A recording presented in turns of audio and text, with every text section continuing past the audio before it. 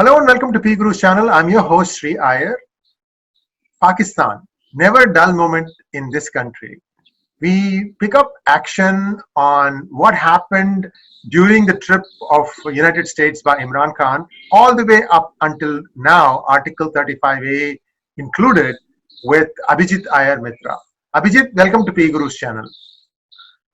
Jai Shri Ram. Abhijit, I want you to go back to 2-3 weeks ago when Imran was in the United States, and he caused a flutter because he kept prompting Trump something and Trump actually said something. So why don't you take away from that point? The floor is yours. So the main thing, of course, was that none of this would have really made news because the general impression was that he was going to get a shellacking, which he probably did. But what people also forget, and if you remember, I spoke about this in the last podcast that we had, that Pakistan actually has a very strong position vis-a-vis America because it is now the only supply route to Afghanistan. That is right. And that is right. It's in a monopsony situation in that sense, right? Absolutely. So what happens here is that precisely because Trump wants to get out of Afghanistan, the Pakistanis are playing their cards. And we should actually hope that the withdrawal happens quickly, because then whatever leverage Pakistan has on America diminishes rapidly. That's the fun we have to have, because then what happens is Trump then has all the trump cards with him, literally speaking. And Imran, let's face it, Imran really isn't the Prime Minister, Bajwa is. Bajwa will have literally nothing to play at that point of time. Did you notice that Bajwa did not let Imran out of his sight?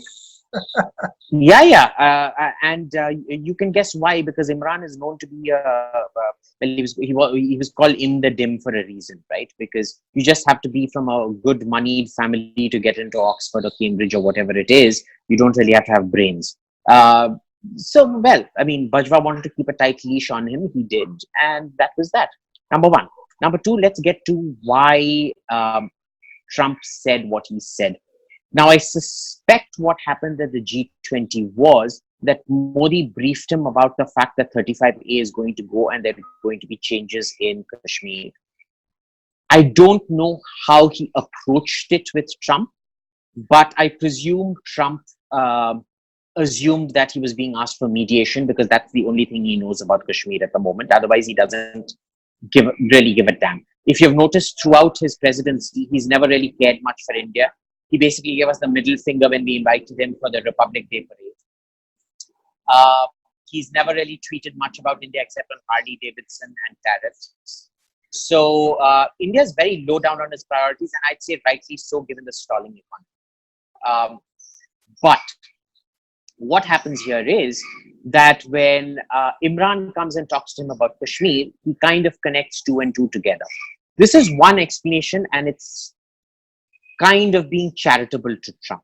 The second explanation is that Trump understood exactly what Modi told him. It had nothing to do with mediation, and he decided to concoct a lie. Now, why did he decide to concoct that lie? Basically, because he'd break any kind of personal bond. Once he's been accused of lying, that's kind of a personal attack on you. So you break the personal bond that Modi feels with Trump, and then Trump can say, look, buddy, friendship is friendship, business is business. I'm going to screw you over on tariffs. And this is actually classic Trump. He'll conflate issues which haven't been conflated in the past. You want us to back off on Kashmir, you give us trade guarantees and things like that, reduce your tariffs and so on and so forth. So in any case, I don't think Trump did anything. What Trump did was, I guess, good for America in the short term. And we need to remember that Trump is a transactional president. And this is where he clashes up against India, because every foreign diplomat you talk to will tell you that Indian diplomacy is transactional. So when Indian diplomats get outsmarted at their own transactional game, it rattles them quite a bit. We also need to contend with the fact that why is Trump not in a mood to give us much?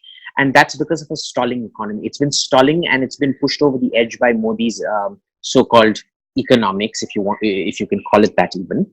And We don't have leverage against him.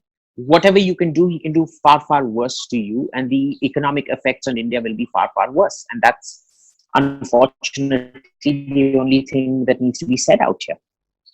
Now, what did Imran get from that trip?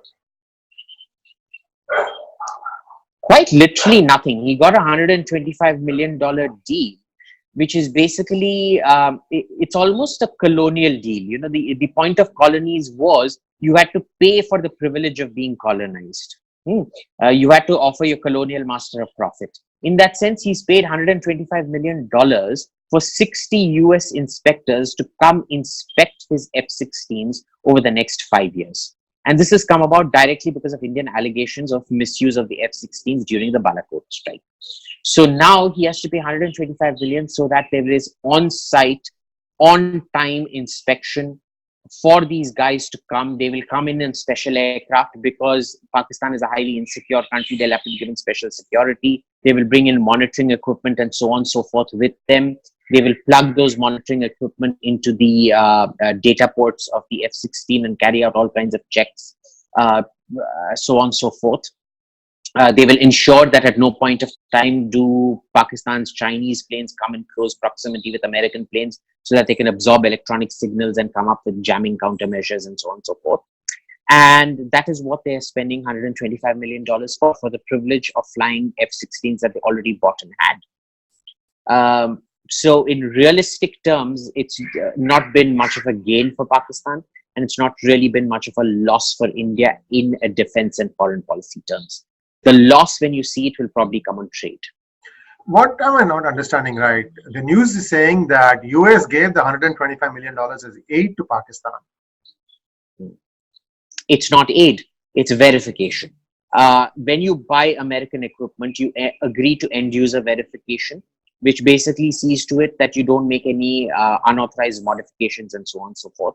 You can't basically, you know, you have guys who jack iPhones for you. You can take the iPhone to them, they'll hack into it and make it operate Android and things. Unlock. Not just unlock it, hack into it. They hack into the software and see to it that you can run Android and illegal applications and so on and so forth on it. You mean to say on an iPhone you can run Android OS? Well, in earlier models you could actually crack into it. I've seen several iPhones where, well, they crash very quickly, but it can be done.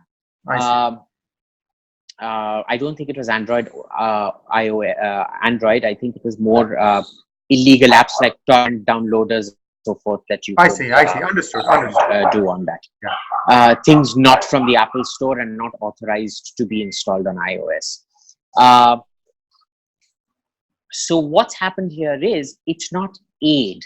Aid is when you are either giving money for them to spend or giving them commodities, spare parts and so on and so forth.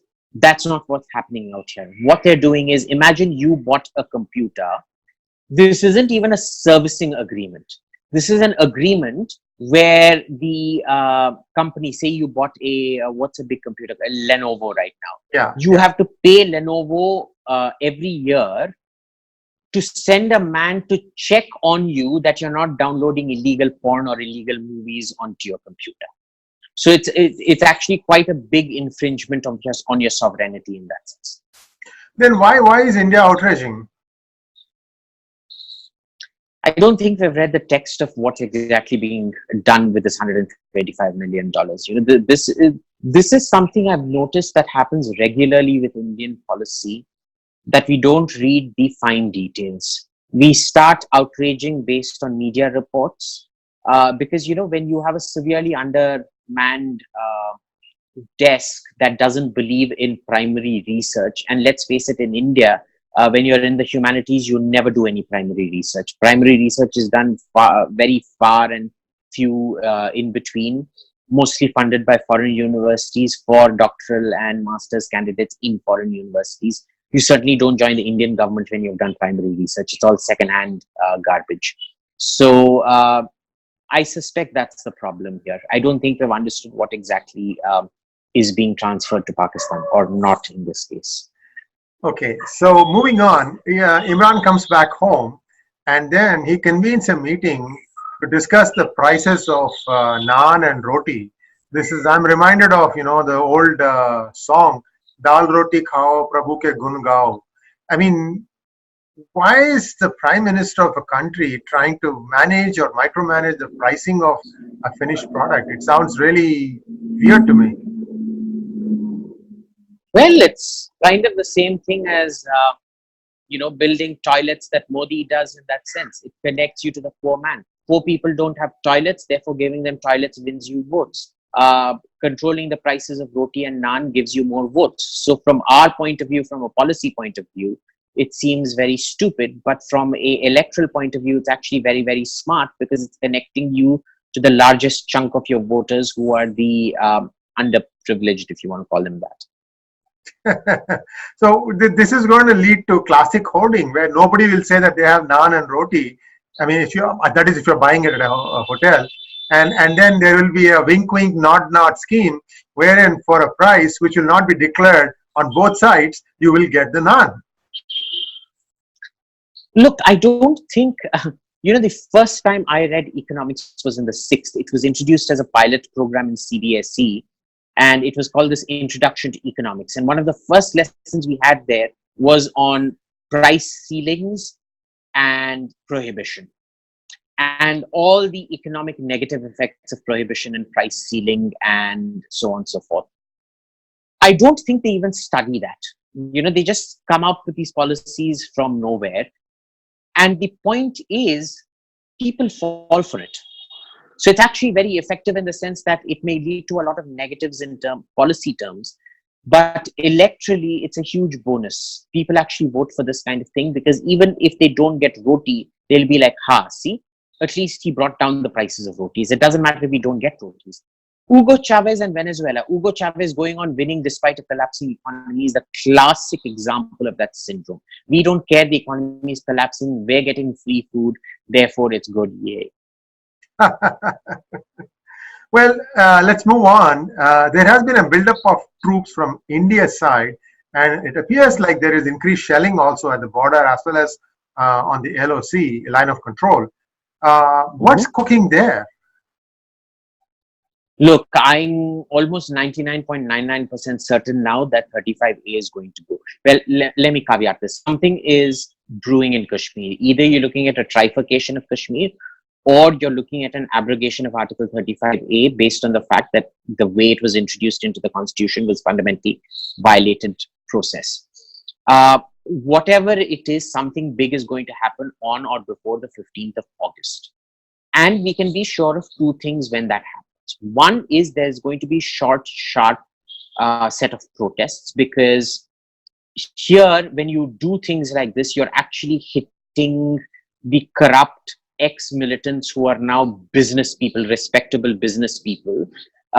You're hitting their main business, which is causing riot on the streets. So they're going to get their followers out to riot a bit because it heralds their decrease in power.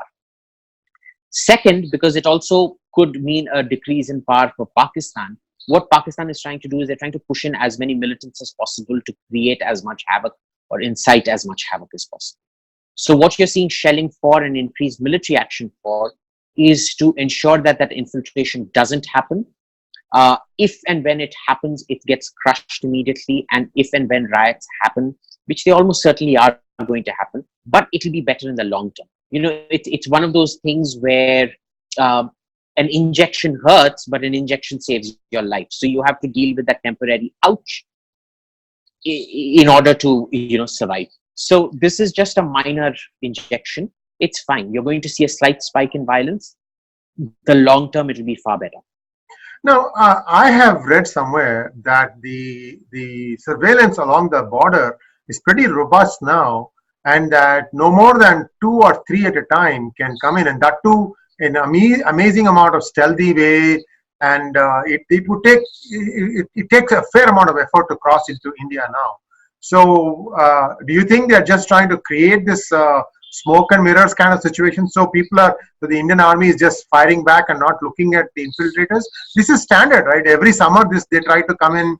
I mean, India has been using this for a while, seeing this for a while. Well, they usually come in spring, And what happens is that here it's two things. One is they're providing shelling to bog down the Indian army, so that these militants, so that the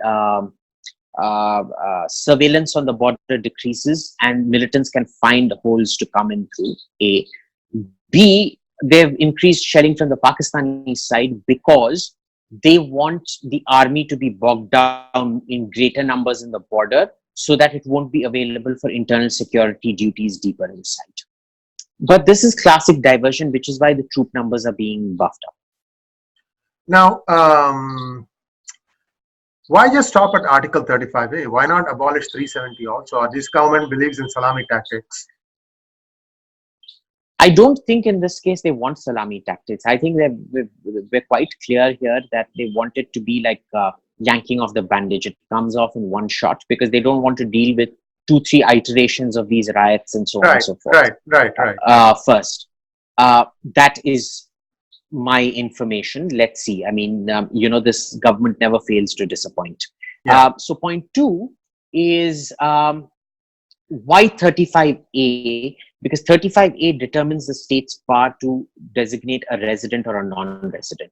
Once you remove 35A, you've basically taken the meat out of 370. At which point 370 doesn't have any meaning left.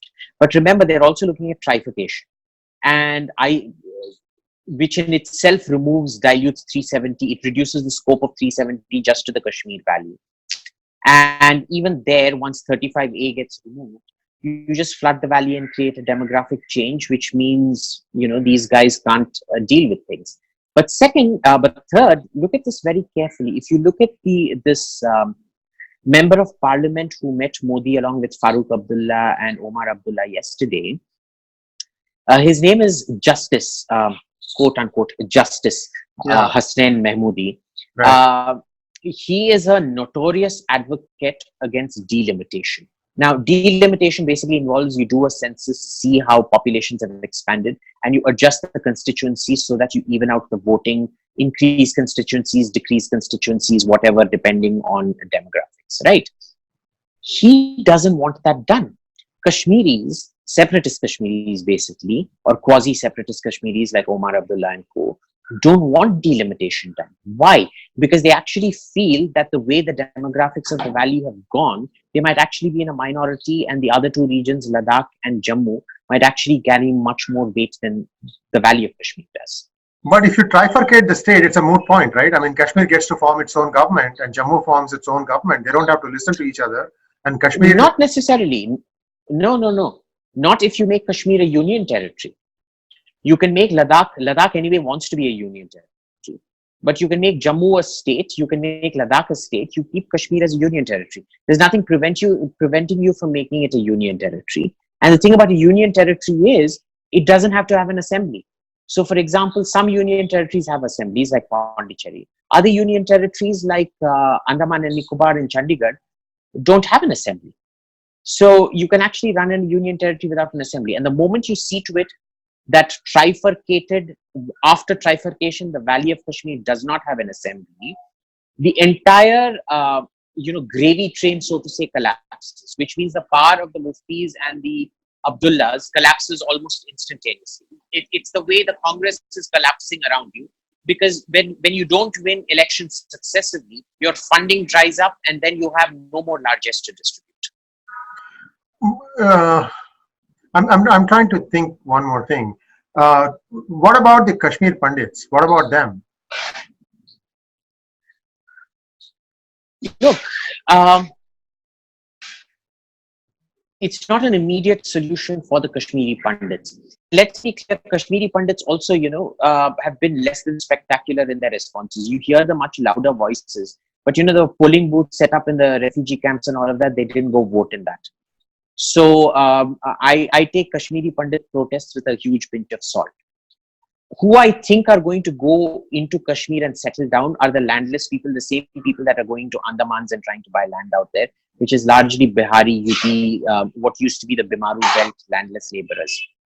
And they're probably a better bet for us than Kashmiri Pandits going back, because remember, Kashmiri Pandits resorted to distressed sales and largely divested and moved out. I don't have the exact statistics, but I suspect there won't be too many people that have money to go back.